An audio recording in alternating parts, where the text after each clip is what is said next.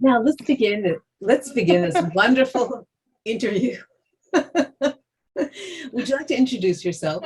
Hey, yes, my name is Ariel Duckler Levy. I live in Tel Aviv, Israel.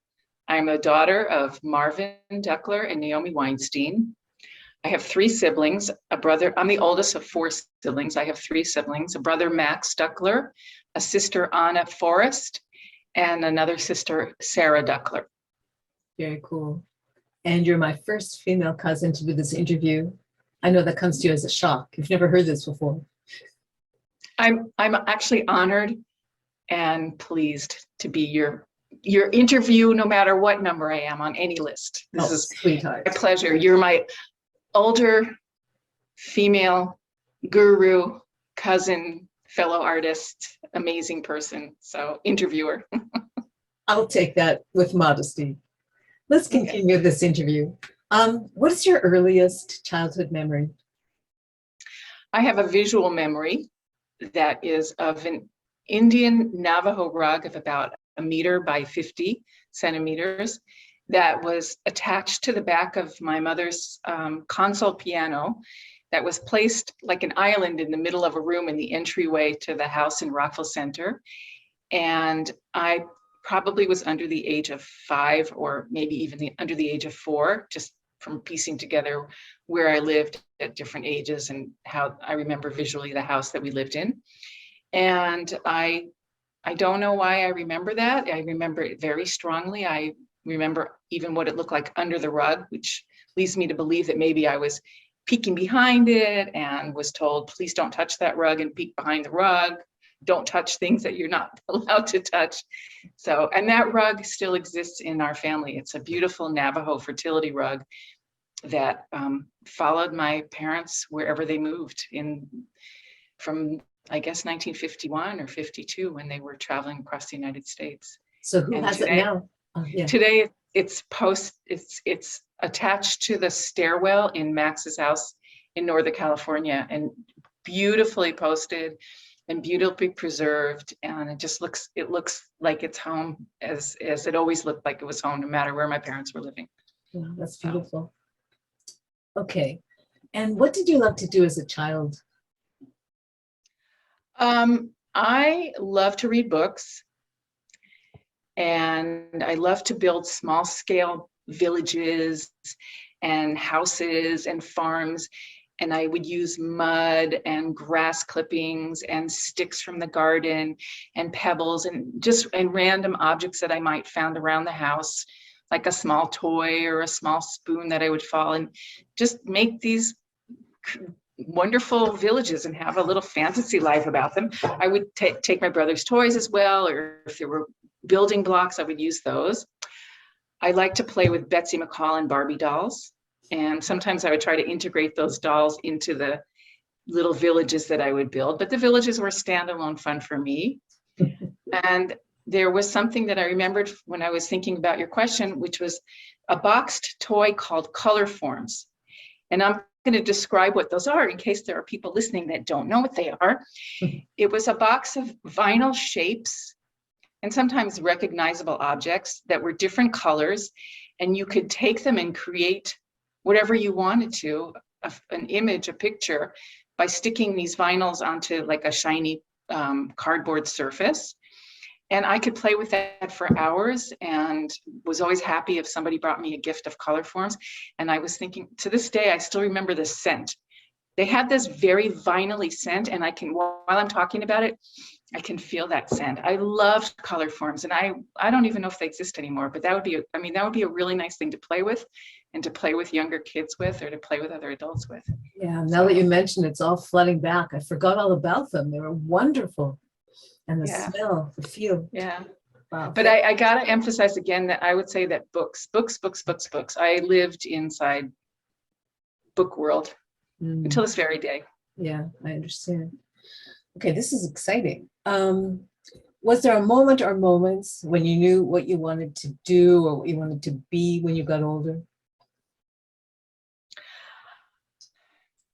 When I was a teenager, for some reason, I was actually, even as a young child, I had a really good ability to mimic and recreate people's voices and their gestures and their body stances. I don't know what the right word is.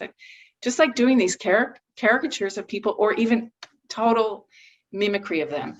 And it went into my teens, and I made people laugh, especially in the family, because I was so good. I could do family members, I could do neighbors, I could do friends, my parents' friends, I could do people from TV. And I liked it because it got me this positive, humorous attention. And so I always thought, I'm going to be a comedian. Like, even when I was a young teenager, I thought, I want to be a comedian, or I want to be a psychiatrist. And I had no idea what a psychiatrist was. I don't know where that even came from, maybe some TV show. And one day my dad came home with 4 t-shirts for us 4 kids, 4 red cotton t-shirts. And each t-shirt had like these letter labels ironed on. And my t-shirt said on the front of it, comedy or psychiatry. And then the back of the t-shirt said, it's the same thing. And I, like that must have been the first time when I got recognized for having some sort of career goal or what I was going to do. I don't think I had any idea what it meant to have a job or a career or whatever, but I liked this label that I was going to either be a psychiatrist or a comedian, neither of which I ended up going into.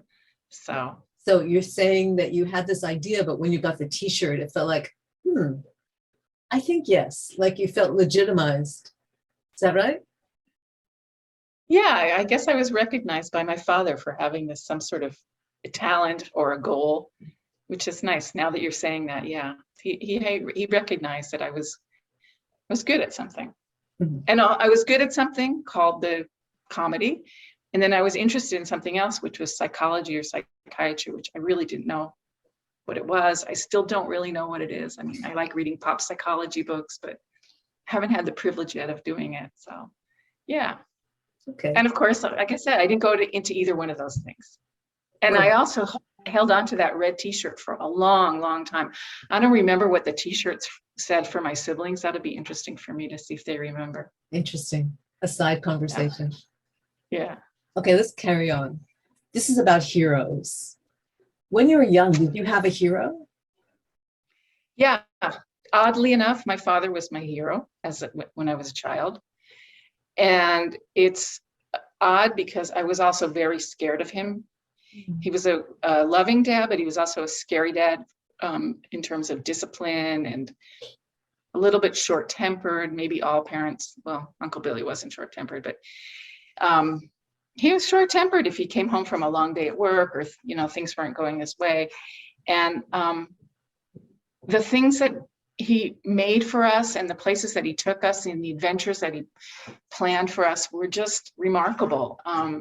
So he was a hero for me, that he built us these acrobatic gymnastic structures in the backyard, and he built us swing sets all with his own hands, and he built us puppet theaters, and he built us bunk beds, and he made me like a beautiful vanity when I was a young child that looked like the kind of vanity you would have in a star's dressing room, with little light bulbs all around it that I could turn on and off sitting.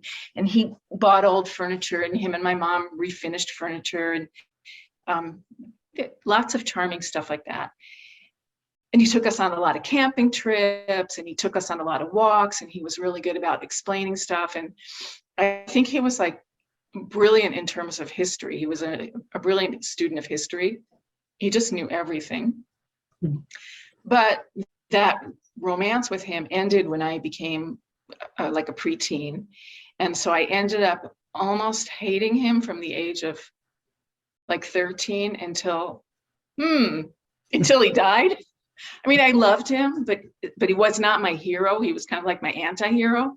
And then I swear, Judy, that the day that we buried him, he became my hero again, because I realized what I had lost. And I realized that I lost this amazing student of history and a fellow artist that had so much productivity and creativity and talent.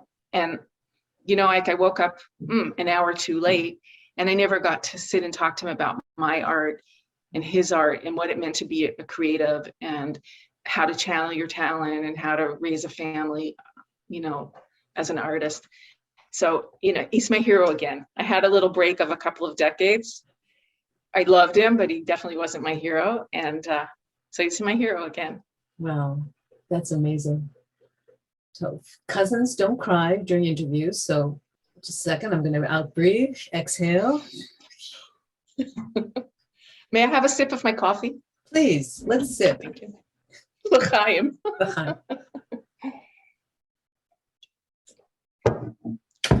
Okay, so the next part was present day heroes, but you sort of answered it. Are there other heroes you would hold as heroes for today? No. No. Good. Next.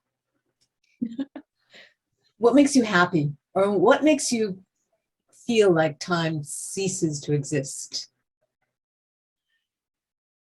Ooh, I don't see that on your list. Number 5. Oh, there it is. The most obvious, which is reading a really good book and getting lost in a really good book. You know, hundreds of pages of great novel. And right now I'm into historical novels with female feminist protagonists. So what are you reading right now? May I ask? Right now I'm doing a break to get some art Okay. assignments done. So I'm actually not reading. I'm reading right now. I'm reading some garbagey self-help pop psychology books. That's okay. Which I've discovered lately, and they're fun. Okay. But I also have to say that along with making me happy, the book thing is also taking walks, which I do every day, and also trying to teach myself to get that same feeling of getting lost and happy by watching films.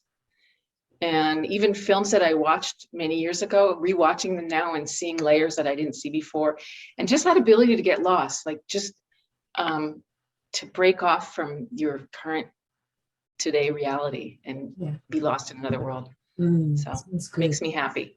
Sounds great. Okay, now we're on number 6. If you could invite a small group to enjoy dinner with you, who would be there and what would you serve? Okay, quick answer, truthful answer. My favorite dinner companions are Gilly, my husband, and my kids. And I would serve lots and lots of fresh salads that I made. And I would be a fly on the wall with a straw. Like, yeah, you would come with your Tupperware and take the leftovers. My Tupperware. Okay. 7. What do you feel makes you unique? Okay, long-winded answer. I have lived in so many places. Both as a kid, my parents yanked us around all over the United States and Canada and all the way to the Middle East to live in Israel. And as an adult, I moved around a lot too. And I think that it's like a patchwork of experiences have made me who I am. But it also makes me unique in that I never really experienced social roots and the confidence that comes with it, or that I have this illusion that confidence comes if you stay in one place a long time. You know, like cousins that got born and grew up all in the same house and they didn't leave the house until they went to college. And then when they were in college, they could always go back to the same. So I didn't have that. So I think that contributes to this uniqueness of me being adaptable to many different places. And at the same time, I'm unique in that I'm kind of a melancholy, lonely person, but I'm comfortable with that. Like, I love to be around people, but I also love my own company. And I am uniquely unaware of fashion and trends. And I never even knew that I didn't fit in, because I guess we moved before I could figure out that I didn't fit in. I mean, I was fine being alone and lonely at the same time. Very unique. That's great. It is great because you're very beautiful, and recognizing that is very beautiful. Oh, okay. All right, 8. If you could make a change in your life, what might that be? Okay, if I could make a change. This is not trite, I would not change a thing about my life. Nothing. Okay. Accepted. What do you wish for yourself? I wish for myself a long and healthy life. Health. When it stops being healthy, it's okay. It doesn't have to keep going on. Yeah, understood. Okay. Now some quickies. Okay, your favorite things, your favorite writer, I don't have a favorite writer. your favorite artist. It's an American artist who passed away at way too young of an age. Her name is Elizabeth Murray, and she was contemporary in the 1960s. I don't know if she's like not well known. Maybe people in New York would know her. Beautiful, beautiful work. So, but I mean, I love every. I don't have a favorite artist. I just happen to, you know what? I love her. I love Hilma of Klimt. There are some major ceramic artists that I like Betty Woodman. It's like every artist has something that I learn from and that excites me. And so, Okay. Not a fair answer, but a truthful answer. It's a good answer. Okay, your favorite book? I asked you before, maybe there's one that looms in your memory. You know, there's a book that I love to go back to in my mind, and for some reason I'm rereading it now after maybe a 20-year absence. And it's actually a book that I gave you as a gift once. It's called Bird by Bird. Yes. And it's written by Anne Lamott. And what it's not fiction, and it's not even pop psychology, but she's got this message that sometimes I need to remind myself when I'm frustrated with my work, whether it was my work as an attorney or my work being a mom or my work being a grandma or my work as an artist. And it's like when things get really hard, just keep taking the little baby steps. Just kind of always keep moving and just do the work bird by bird. So if somebody's curious to read the book, they can ask me more details. Okay, great. I love that book. Okay. I'm glad you do. Your favorite movie? Not fair, but I'm going to answer. There's 3 movies. They're pretty divergent. What's Eating Gilbert Grape, Lawrence of Arabia, and The English Patient. Okay. Interesting trilogy. Eclectic lady, that's me. I'm very eclectic. And your favorite meal? My favorite meal. Okay, as long as Gilly and my 3 kids are at the table, I don't care what we're eating, honestly. It could be hummus, it could be salad, it could be pita, it could be lasagna. As long as those people are there, it's awesome. Cool. Okay, your favorite music? My favorite music, it's going to be more a style. Anything with a funky beat, like Motown beat, that's got a lot of percussion and a huge horn section. Like Motown-y. Yeah. That's what I love. I'm going to pop out of my chair and start moving with that kind of music. Not cool if your hands is in the ceramics. Yeah, true. Okay, your favorite place to be? Okay, that's weather dependent. I love the beach if the sun is setting or if the sun is rising and it's not crowded. And this is so weird, but I just really love lounging in my bed when I don't have to be someplace else and I can just be reading a book or looking at the ceiling and thinking, like not the bed to go to sleep. I don't know. I like my bed. Sounds good to me. Okay, now we're going to do some other things about family members. Okay, so I'm going to name some people. And if you can just relate a memory for each person. Okay? Okay. So we'll start with Jack. A memory. Jack is just having a lovely walk around his Kings Point property and ending up in his beautiful vegetable garden and seeing the pride on his face when he picks vegetables and tomatoes and herbs for me and puts it in a basket for me to take back home to my family when I was living in Great Neck. Mm-hmm. That's gorgeous. Yeah. Okay, Evelyn. Aunt Evelyn, this memory is like in stone with me. And I'm 65 years old, and this is a memory from when I'm 10 years old, and I will never forget it. She was super, super, super special to me. And she I loved going to stay at her house when I was a kid. And I don't know, my mom had to get rid of me for whatever reason. And one of the times when I was with them for a few days in a row, she took me to get my hair done at a hair salon, which I had never been in. I was 10 years old. And I think my mom used to put a bowl on my head and just snip around it for my horrible pixie cuts that I had when it wasn't long. So Aunt Evelyn took me and had the hair salon set my hair with curlers, and I came out and I looked like Natalie Wood, and I was just amazed at how beautiful I was looking, and shiny hair, and maybe she even had them do my nails. And the best part about it is that afternoon we were going to go swimming with her kids and me at the neighborhood swimming pool that was in that West Terrace neighborhood in Great Neck. Mm-hmm. And I said, no, but it's going to ruin my hair. And she was like, that's okay. We can always go back to the salon another day. It was like, she saw how much pleasure I had from getting my hair done and having all this attention put on me. But she also knew how much I love to swim. And so you can do both things in the same day. Nothing's going to happen. That memory will be with me until the day that I'm not here anymore. Oh, that's gorgeous. Okay, Bill. Uncle Billy. He once came to visit us when we were in Rockville Center. He was by himself, so maybe it was a business meeting. And he was babysitting for me and Max. And I don't remember if any of his kids were with us, but he took us on a walk that seemed to go on forever and ever and ever. We were walking to the recreation center. And I remember saying to him, how long is this walk? And he answered 7 miles. That was just Uncle Billy's sense of humor. We really, like, this 10-year-old kid and an 8-year-old brother, Max, really was able to walk 7 miles with him.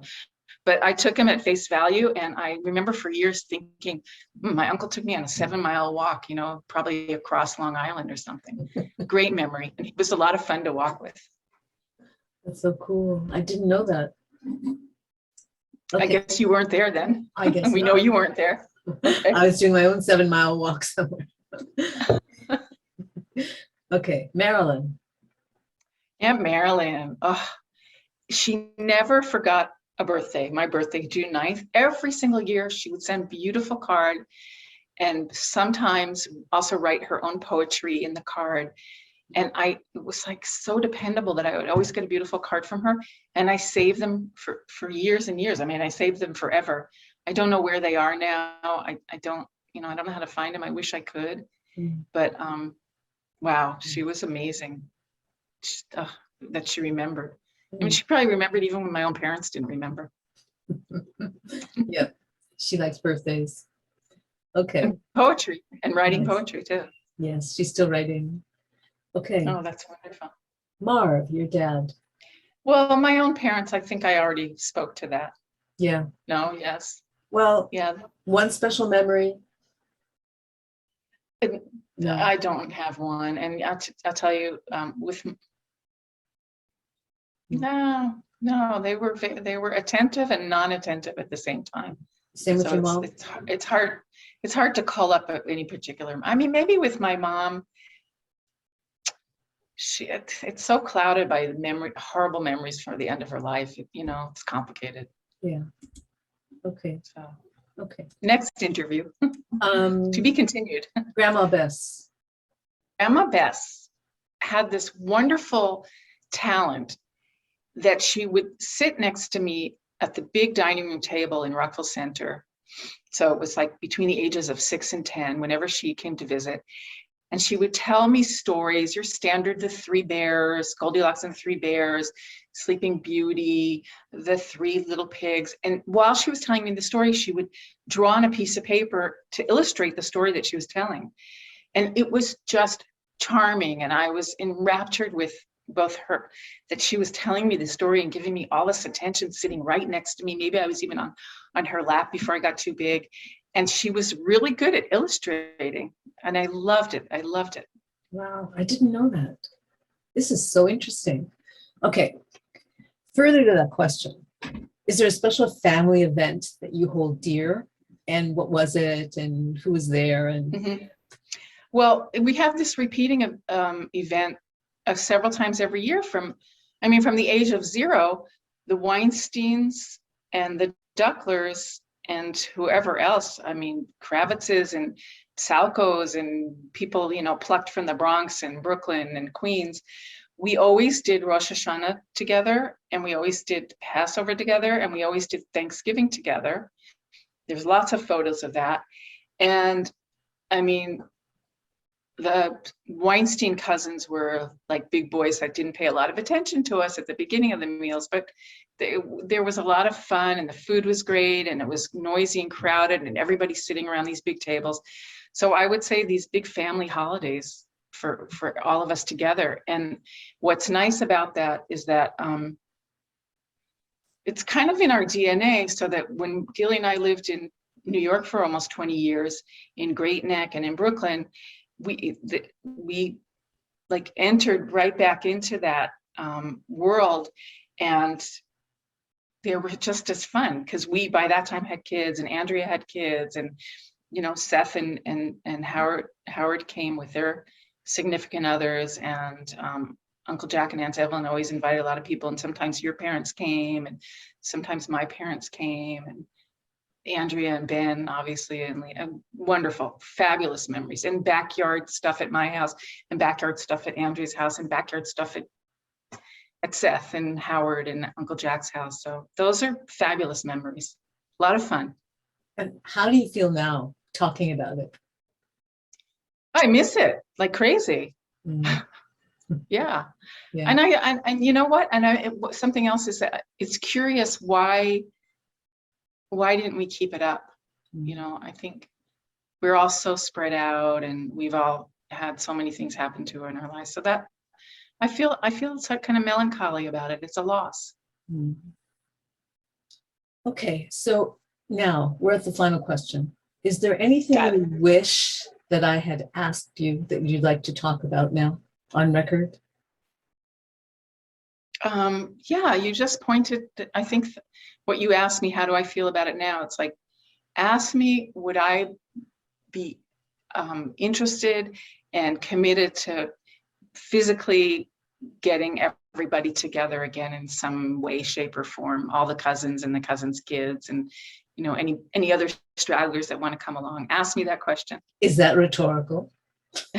I would like to see that happen, and I would like to even be able to get on an airplane and do that. I think the past 2-3 years it's been hard because of COVID.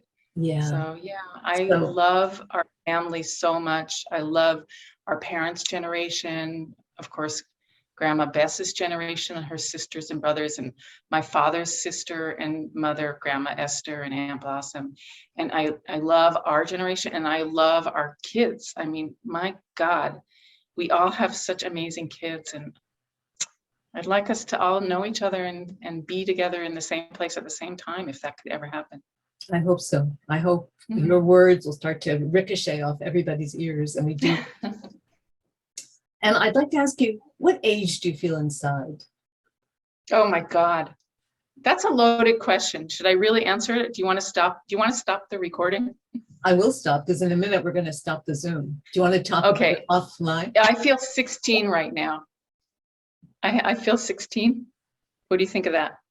I think you feel older than I feel, but that's okay. And the reason is because I retired about 3 months before Corona, with the intention to study what I always wanted to study, which was art. This being a lawyer thing was complicated, but I think it was to please people, not myself, not to follow my passion. And so I feel 16. I feel like I'm getting a do-over, if you've ever heard that expression. Mm-hmm. And like, I even look at my mentor / guru / art teacher as my midwife. I think she's helping me be reborn. Mm-hmm. She's delivering me into my talents and helping me develop them. And I'm 16 again. I love it. That's fantastic. Oh, that's so cool. How would you like your descendants to remember you? I don't care about that stuff. Yeah, who cares? Isn't that weird? I really don't care about that stuff. Yeah, I understand. Especially when you're being born right now. Who can think about descendants? I mean, like, honestly, I've accumulated so much artwork that I've made, ceramics and paintings and sculptures and stuff. And I'm thinking, like, pity the poor souls that are going to have to deal with all this crap after I'm dead. And I have started throwing out a lot of my old letters and journals because it's a pain in the neck. I see. I mean, I've buried my two parents and I buried Gilly's two parents, and it's a pain in the neck to deal with all that stuff. So if I can save my descendants that bother, I will do so. Nice of you. Okay, so with that, we've finished our wonderful interview, and I've loved every minute. I can't believe it. Thank you so much. There's like tons of information here. I'm gonna have to listen to it a million times to like glean it all. Well, can I ask a pointed question? When will I be able to hear the answers, Judith's answers to these questions? Would you like to interview me? Because I Sure, I'll use the rubric. Wait, is that what it's called in English? Of the question? Yeah, sure. The rubric. And ask you? Oh, that would be wonderful. I'd be really honored to do that. Great. So we'll arrange a time. Oh, I'm so flattered. Okay. So, all right. Bye for now. Thanks a million.